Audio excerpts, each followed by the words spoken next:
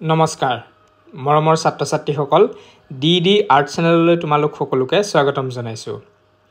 আজি আগবঢ়াবলৈ লৈছো উচ্চতৰ মাধ্যমিক দ্বিতীয় বৰ্ষৰ MIL আসামিজৰ সাহিত্য সৌৰভৰ প্ৰশ্নোত্তৰ।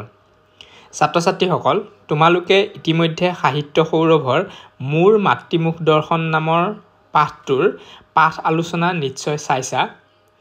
আজি আমি সেই একে পাঠৰ প্ৰশ্ন উত্তৰসমূহ আলোচনা কৰিম। ইয়াত আমি তোমালোকৰ পাঠৰ পিছফালে যিসমূহ আৰ্হি প্ৰশ্ন দিয়া থাকে সেই আটাইবোৰ প্ৰশ্নৰ উত্তৰ লগতে এই পাঠৰ পৰা আহিব পৰা অন্যান্য ধৰণৰ অতিৰিক্ত সকলো প্ৰশ্ন উত্তৰ আমি এই ভিডিঅ'টোতে তোমালোকক দিবলৈ চেষ্টা কৰিছো। তোমালোকে ভিডিঅ'টো শেষলৈকে চাবা। ছাত্ৰ ছাত্ৰীসকল যিসকল ছাত্ৰ ছাত্ৰীয়ে ইতিপূৰ্বে ভূগোল বিষয়ৰ পাঠদান ডি আৰ্ট চেনেল যোগে চাই আহিছা তেওঁলোকে নিশ্চয় জানা যে আমাৰ যিসমূহ উত্তৰ এই উত্তৰসমূহ অন্য কোনো কিতাপ মডেল ইত্যাদিৰ লগত নিমিলে, কাৰণ এই আটাইবোৰ উত্তৰ মই নিজাকৈ লিখি তোমালোকলৈ আগবঢ়াওঁ। আৰু যিহেতু হায়াৰ ছেকেণ্ডাৰী পৰীক্ষা ব্যৱস্থাটোৰ লগত মই বহু বছৰ ধৰি জড়িত হৈ আছো, গতিকে কেনেধৰণৰ পৰীক্ষাত উত্তৰ লিখিব লাগে লগতে কেনেধৰণৰ উত্তৰ লিখিলে ভাল নম্বৰ লাভ কৰিব পাৰি এই সম্পৰ্কে মই কিছু কথা জানো আৰু সেই সকলোবোৰ কথা মনত ৰাখিয়ে তোমালোকলৈ মই প্ৰশ্ন আৰু ইয়াৰ উত্তৰসমূহ আগবঢ়াওঁ। গতিকে এই উত্তৰসমূহ যদি তোমালোকে পৰীক্ষাত লিখিব পাৰা বা এনে ধৰণে যদি তোমালোকে নিজাকৈও উত্তৰ সাজি পৰীক্ষাত লিখিব পাৰা তেতিয়াহ'লে তোমালোকে ভাল নম্বৰ পোৱাটো নিশ্চিত। আজি আমি তোমালোকৰ সাহিত্য সৌৰভৰ প্ৰথম পাঠ মোৰ মাতৃমুখ দৰ্শনৰ প্ৰশ্নোত্তৰসমূহ তোমালোকলৈ আগবঢ়াইছো। তোমালোকে চাই যাবা। আৰ্হি প্ৰশ্নত কেইটামান অতি চমু প্ৰশ্ন দিয়া আছিলে আৰু তাৰ উত্তৰসমূহ এনে ধৰণে লিখিব লাগে। যিহেতু প্ৰশ্নৰ বাবে তোমালোকৰ মূল্যাংক আছে 1, গতিকে একেবাৰে চমুকৈ লিখিব লাগিব।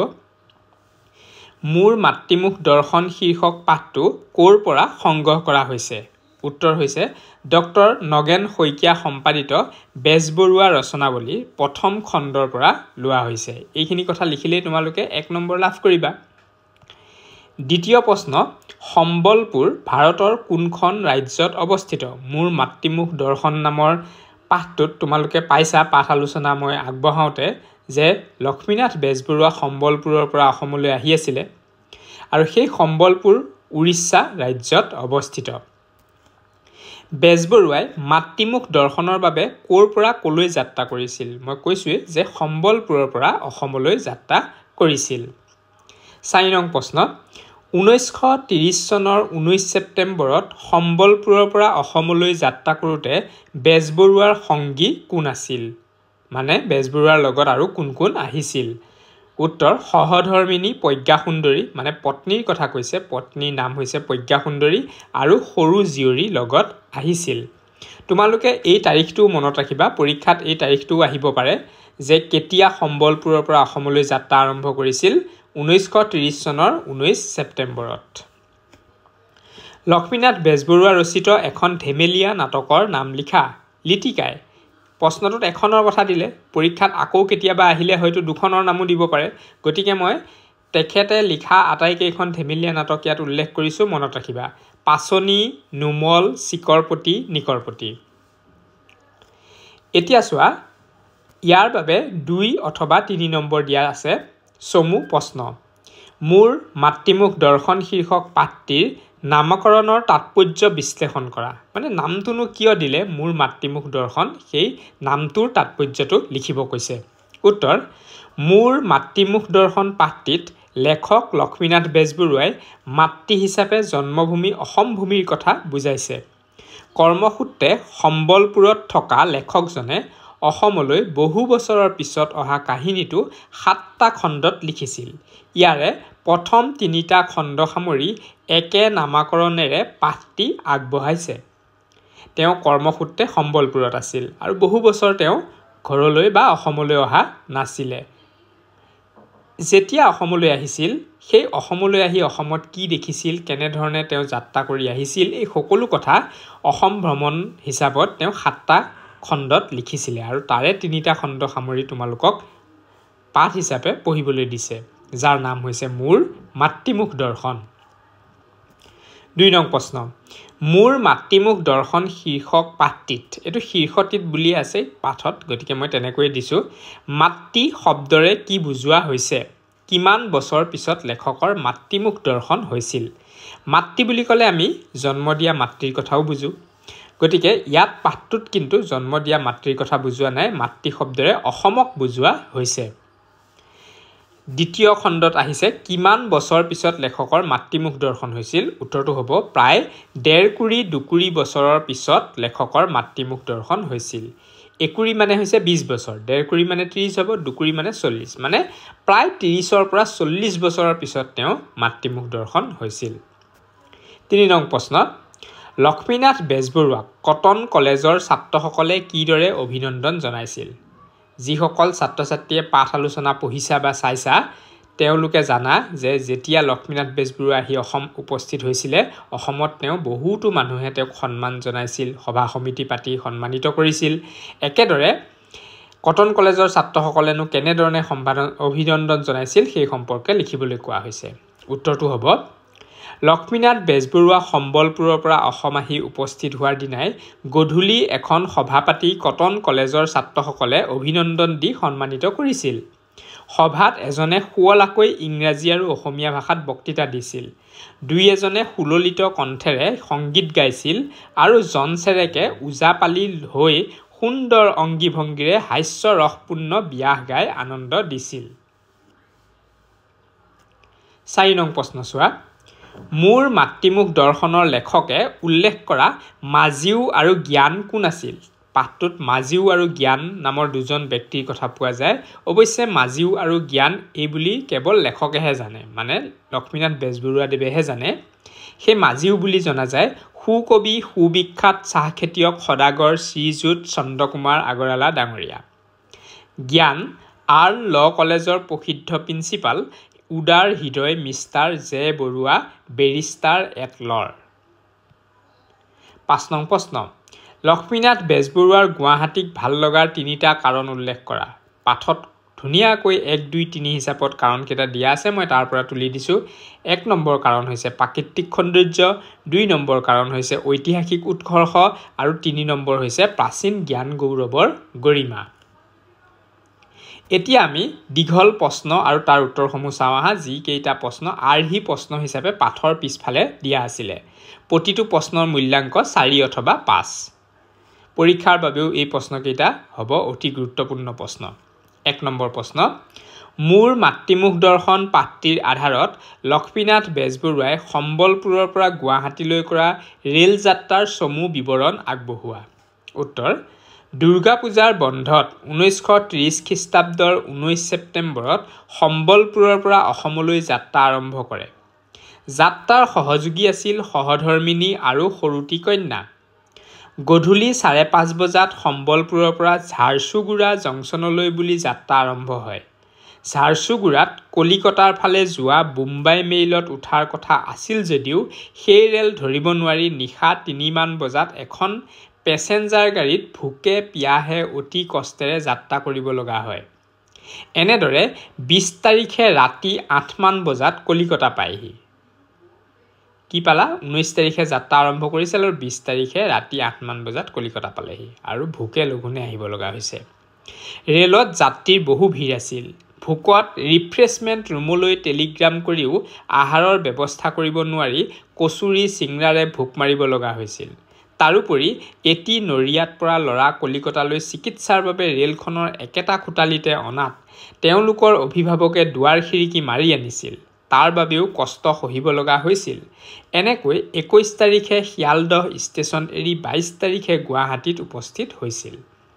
তোমালোকক ইয়াত মই বেছি বুজাই নাযাওঁ কাৰণ পাঠ আলোচনাত মই ইতিমধ্যে বুজাইছো এইখিনি কথা যিসকলে বুজিবলৈ কষ্ট হৈছে তেওঁলোকে সেই ভিডিঅটো পুনৰবাৰ চাই লবা 2 নং প্ৰশ্ন মোৰ মাতৃমুখ দৰ্শন পাঠটিত লেখকে উল্লেখ কৰা মহাদেৱৰ কৃষি কৰ্মৰ কাহিনীটো তোমাৰ নিজৰ ভাষাত লিখা মহাদেৱে খেতি কৰিবলৈ গৈছিল সেই এটা কাহিনী পাঠটোত আছে আৰু সেই কাহিনীটো নিজৰ ভাষাত লিখিব দিছে এদিন পাৰ্বতীয়ে মহাদেৱক ধিক্কাৰ দি কৈছিল পাৰ্বতী হৈছে মহাদেৱৰ পত্নী তেখেতে কি কৈছিল ধিক্কাৰ দি কৈছিল যে ভাং ধতুৰা খাই বহি থকাতকৈ ঘৰতে থকা বিশফটো নি তাৰেই খেতি বাতি কৰি ধানকে নাৰ্জে কিয় বিশফ মানে ষাঁড় গৰুৰ কথা কৈছে যে সেই ষাঁড় গৰুটো লৈ গৈ ঘৰতে ভাং ধতুৰা খাই এনেই বহি থকাতকৈ খেতি বাতি কৰি ধান উপাৰ্জন নকৰে কিয় এনেকৈ বুলি ককৰ্থনা কৰিছিল ঘৈণীয়েকৰ ককৰ্থনা শুনি মহাদেৱে খেতি কৰিবলৈ মন থিৰ কৰিলে বিশফটো লগত লৈ তাৰে হাল বাই খেতি কৰিবলৈ লাগিল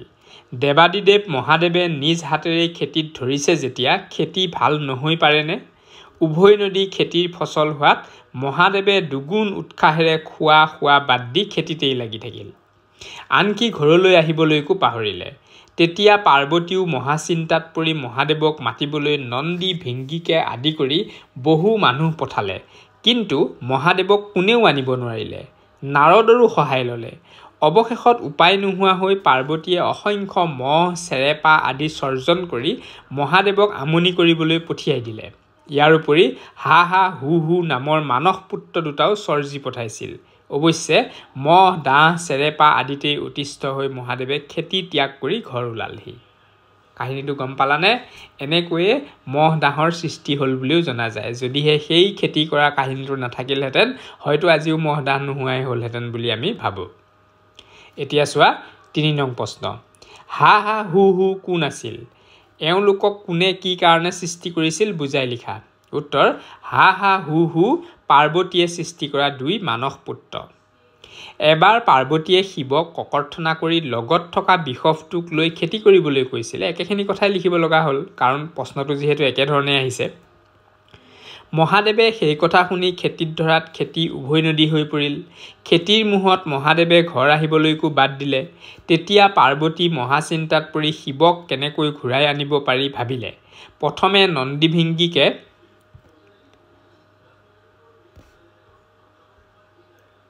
আদি কৰি বহু মানুহ পঠালে তাৰ পিছত নাৰদৰ সহায় লৈও বিফল হ'ল পিছত মহ দাহ চেৰেপা আদি সৃষ্টি কৰি আমনি কৰিবলৈ পঠোৱাৰ লগতে পাৰ্বতীয়ে 2 মানস পুত্ৰৰ সৃষ্টি কৰি পঠালে এই মানস পুত্ৰ দুজনৰ নামেই হা হা হু হু 4 নং প্ৰশ্নটো চোৱা ডিব্ৰুগড়ত গোটা চেৰেক কথাই মোক বৰ সন্তোষ দিছিল ডিব্ৰুগড়ত কোনবোৰ কথাই বেজবৰুৱাক সন্তোষ দিছিল বুজাই লিখা উত্তৰ ডিব্ৰুগড় মানে প্ৰাচীন সময়ত এই ধৰণে লিখা আছিলে ডিব্ৰুগড়টো আজিকালি ডিব্ৰুগড় বুলি লিখা হয় ডিব্ৰুগড়ত বেজবৰুৱাক কেইবাটাও কথাই সন্তোষ দিছিল তাৰে ভিতৰত এটা হৈছে অসমীয়া তিৰোতাসকলৰ কাৰ্যকলাপ বেজবৰুৱাৰ ধাৰণা মতে অসমীয়া মহিলাসকল পুৰুষৰ সমকক্ষ হোৱাগৈ নাই কিন্তু ডিব্ৰুগড়ত তেওঁলোকক দেখি বেজবৰুৱাৰ এনে লাগিল অসমীয়া মহিলাসকলৰ বহুতে ৰক্ষণশীলতা এৰি পুৰুষৰ সমকক্ষ হোৱাৰ লগতে কিছু ক্ষেত্ৰত আগবাঢ়িহে গৈছে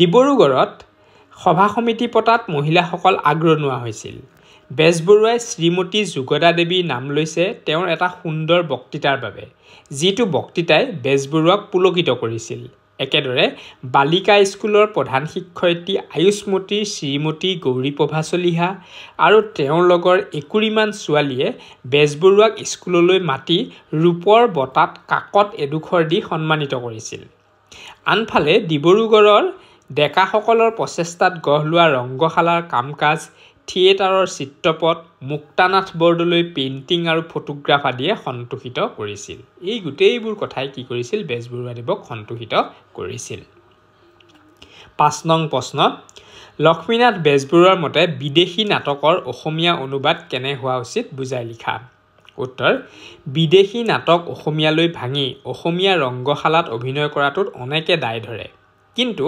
লক্ষ্মীনাথ বেজবৰুৱাই এই কথাত দায় ধৰাৰ পৰিৱৰ্তে অনুবাদ প্ৰকৃত অসমীয়া অনুবাদ হৈ অসমীয়াৰ পেটত জিন যোৱাটো বিচাৰে মানে অনুবাদটো খুব ভাল হ'ব লাগে ইংৰাজীৰ পৰাই হওক বা অন্য ভাষাৰ পৰাই হওক অনুবাদ কৰিলে অসমীয়া ভাষাটো খুব সুন্দৰকৈ অনুবাদটো ফুটি উঠিব লাগে বুলি বেজবৰুৱাদেৱে কৈছিল তেওঁৰ মতে বিদেশী নাটকৰ উৎকৃষ্ট ভাৱ সম্পদেৰে অসমীয়া সাহিত্যৰ সৌন্দৰ্য বহুৱাটো অতি শুভন কথা যদি সেই ভাৱ সম্পদ বাৰে বঙলুৱা অসমীয়া নকৰি আসল অসমীয়া কৰি দিয়া হয় মানে ভেজাল অসমীয়া নকৰি পেলাই আসল অসমীয়া যদি কৰি দিয়া হয় তেতিয়াহ'লে ভাল হয় তেওঁ উদাহৰণস্বৰূপে কলিকতাত নিবাসী জন চেৰেক অসমীয়া ছাতৰে কৰা শেক্সপিয়েৰৰ কমেডি অৱ এৰৰ্ছৰ অসমীয়া ৰূপ ভ্ৰমৰংগৰ কথা কৈছে শেক্সপিয়াৰৰ নাটক কমেডি অফ এৰৰ্ছ আৰু অসমীয়ালৈ অনুবাদ কৰি তাৰ নাম লিখিছে ভ্ৰমৰংগ। পৰীক্ষাত 1 নম্বৰীয়া প্ৰশ্ন কোনোবা এটা বছৰত আহিছিলে ভ্ৰমৰংগ কি বা কোনখন নাটকৰ অনুবাদ ৰূপ, তেতিয়া লিখিব লাগিব কমেডি অফ এৰৰ্ছ আৰু এইখন শেক্সপিয়াৰৰ। এই কথাবোৰ মনত ৰাখিবা। সেই ভ্ৰমৰংগৰ অভিনয়ে অসমীয়া সৰ্বসাধাৰণৰ মন হৰণ কৰিব পৰা হৈছে। ইয়াৰ মূলতেই হৈছে অসমীয়ালৈ কৰা অনুবাদৰ ৰূপ। তেখেতে বিদেশী নাটৰ অসমীয়া অনুবাদ তেনে হোৱাই উচিত বুলি জনাইছে। এতিয়া আমি আৰ্হি প্ৰশ্ন আটাইবোৰ চালোঁ। আৰ্হি প্ৰশ্নৰ লগতে HS ফাইনেল 2025ত অহা আমি কেইটামান প্ৰশ্ন চাওঁ আহা অতিৰিক্ত প্ৰশ্নোত্তৰ হিচাপে। লক্ষ্মীনাথ বেজবৰুৱা কোন চনত মাতৃভূমি অসমলৈ উভতি আহিছিল? 1930 চনত, বহুবাৰ পাইছাই। 2. নকৰিলোঁ শিৰে মাধৱক নমস্কাৰ, ইটো মাথাপুত মোৰ ভৈল মহাভাৰ। উল্লেখিত পংক্তিটি ক'ৰ পৰা উদ্ধৃত কৰা হৈছে আৰু লেখক কোন? মোৰ মাতৃমুখ দৰ্শন পাত্ৰীৰ পৰা উদ্ধৃত। লেখক হৈছে লক্ষ্মীনাথ বেজবৰুৱা। 3 নং প্ৰশ্ন, ডিব্ৰুগড়ৰ অসমীয়া তিৰোতাসকলৰ গ্ৰহগতি আৰু কাৰ্যকলাপ দেখি বেজবৰুৱাৰ মনলৈ কেনে ভাৱ আহিছিল পাঠৰ আলমত লিখা। এই প্ৰশ্নৰ উত্তৰটো তোমালোকে এই দীঘল প্ৰশ্নৰ যিটো 4 নং প্ৰশ্ন, এই ডিব্ৰুগড়ৰ কথাত মই ধুনীয়াকৈ লিখিছোৱেই মহিলাসকলৰ কথা। ইয়াৰ পৰা তোমালোকে উত্তৰটো লিখিব পাৰিবা বা একেখিনি কথা তোমালোকে তাত সংযোগ কৰিব পাৰিবা। একে হোৱাৰ বাবে মই পুনৰ ইয়াত লিখা নাই। আৰু তোমালোকে এই কথাটো মনত ৰাখিবা, এটা প্ৰশ্নৰ উত্তৰ যেতিয়া ভালকৈ জানি থবা প্ৰশ্নটো বিভিন্ন ধৰণে আহিব পাৰে, উত্তৰ কেতিয়াবা একেখিনিয়ে হয়। এতিয়া আমি চাওঁ 2024 বৰ্ষতনো কি কি প্ৰশ্ন আহিছিল। মোৰ মাতৃমুখ দৰ্শন পাঠটিত উল্লেখ থকা BNR মানে কি? শ্বৰ্ট ফৰ্মত BNR বুলি আছে পাঠটোত আৰু সেয়া হৈছে বেংগল নাগপুৰ ৰেল। বি মানে Bengal, N Nagpur, R rail. মাতৃমুখ দৰ্শন শব্দ দুটাৰ জৰিয়তে লক্ষ্মীনাথ বেজবৰুৱাই প্ৰকৃতাৰ্থত কোনগৰাকী মাতৃৰ মুখ দৰ্শন কৰাৰ কথা কৈছে? কোন ঠাইৰ পৰা তেওঁ মাতৃমুখ দৰ্শন কৰিবলৈ আহিছিল? কোনগৰাকী মাতৃৰ মুখ দৰ্শন কৰাৰ কথা কৈছে? সেয়া হৈছে অসম। আৰু কোন ঠাইৰ পৰা আহিছিল? সম্বলপুৰৰ পৰা। 2 নম্বৰ আছে, এটা এটা শব্দত লিখিছোঁ, প্ৰথমটোৰ বাবে 1, দ্বিতীয়টোৰ বাবে 1। 3 নং প্ৰশ্ন, প্ৰসংগ সংগতি দৰ্শাই ব্যাখ্যা কৰা। পথে নাৰী বিবৰ্জিতা নহয় সম্পূজিতাহে। তোমালোকৰ পৰীক্ষাসমূহত ব্যাখ্যা কৰা আহে। মই এই ব্যাখ্যা কৰাটো দিছোঁ, ইয়াৰ আৰ্হি হিচাপে তোমালোকে ল'ব পাৰা। ব্যাখ্যা কৰা এনেধৰণে লিখিলে পৰীক্ষাত নম্বৰ পাবলৈ সহজ হয়।